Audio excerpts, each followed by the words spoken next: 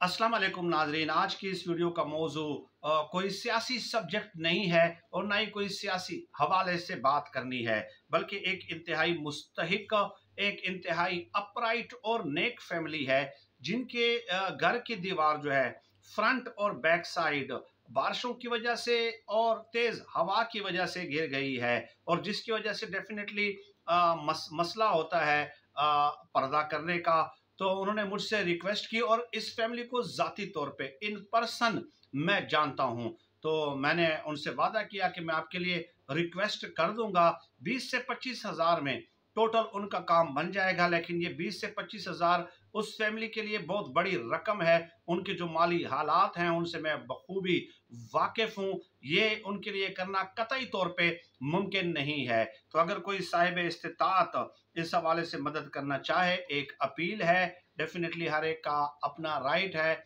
जो भी मदद करना चाहे, मैंने थंबनेल पे व्हाट्सएप नंबर मेंशन किया है 03185131 0318 51 31 950।